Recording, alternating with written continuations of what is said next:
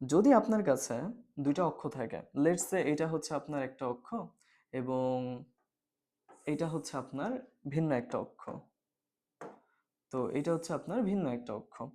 তো বুঝেন এখানে যদি এইখানে আপনার গ্রাফটা কখনো এরকম আসে, যদি গ্রাফটা কখনো এরকম চলে আসে, লেটস সে গ্রাফটা আসলো হচ্ছে এইটা এরকম, তাহলে আপনাকে একটু মনে রাখতে হবে যে গ্রাফটার মধ্যে যদি গ্রাফটা এভাবে করে স্লোপ আকারে উপরের দিকে উঠতে থাকে, তাহলে সেই ক্ষেত্রে আমরা যদি বেগ এই বরাবর নিয়ে থাকি এবং টাইম যদি এই বরাবর নিয়ে থাকি, তাহলে এই যে গাড়িটা, এই গাড়িটা সমত্বরণে সামনের দিকে আগাচ্ছে।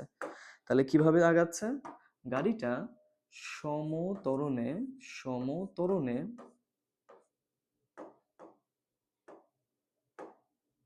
সমত্বরণে সামনের দিকে আগাচ্ছে। এবং যখনই সমত্বরণ থাকে তাহলে বুঝতে হবে এর একটা নির্দিষ্ট ভ্যালু থাকবে, এবং যেই ভ্যালুটাকে বের করার জন্য আমরা v মাইনাস ইউ বাই টি এই সূত্রটা ব্যবহার করব। বুঝতে পেরেছেন আশা করি। এই হচ্ছে আমাদের একটা অংশ যেখানে স্লোপ যদি খাড়া এভাবে যায়, তাহলে সেই ক্ষেত্রে আমরা বলতে পারি সেখানে সমত্বরণ বিদ্যমান ছিল। আচ্ছা, এখন এক কাজ করা যাক, এটাকে আমরা একটু সাইডে রাখি, এটাকে আমরা একটু সাইডে রাখি এবং আমরা আরেকটা গ্রাফ এখান থেকে হচ্ছে বের করার চেষ্টা করব। তো চলেন দেখা যাক। তো ধরেন আপনাকে আমাকে এখানে আরেকটা ভিন্ন গ্রাফ দিল, লেটস সে গ্রাফটা হচ্ছে এইরকম। এখন কি হবে? তো খেয়াল করেন, যদি আপনাকে এখানে বলে দেয় যে গ্রাফটা এইভাবে আগাচ্ছিল, ঠিক আছে, তার মানে সোজাসুজি আগাচ্ছিল, তো এই ক্ষেত্রে আমরা বলতে পারি এই স্থানে কোনো ধরনের ত্বরণ নেই। তাহলে বলতে পারেন যে এখানে যে ত্বরণের ভ্যালুটা হবে সেই ত্বরণের ভ্যালুটা দাঁড়াবে হচ্ছে 0। তাহলে কি দাঁড়াবে ত্বরণের ভ্যালু? ত্বরণের ভ্যালু দাঁড়াবে 0। এবং যখনই ত্বরণ কখনো 0 হয়ে যায়, তখন সেই অংশটাকে আমরা অবশ্যই অবশ্যই বলি হচ্ছে সমবেগ। তাহলে আমরা এটাকে কি নামে ডাকবো? সমবেগ নামে ডাকবো।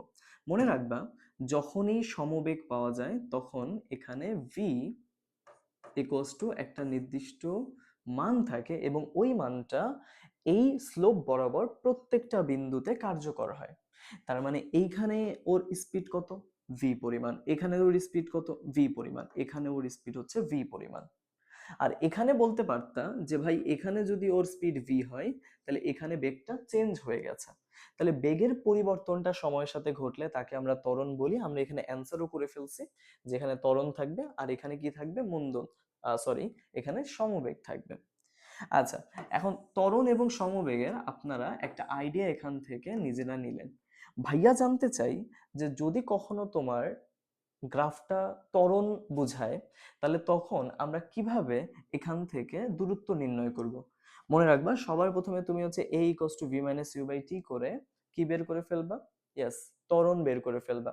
এবং তারপরে তুমি এখান থেকে দূরত্ব বের করার জন্য s equals to ut plus half at square এই সূত্রটা ব্যবহার করবা। বুঝতে পেরেছো?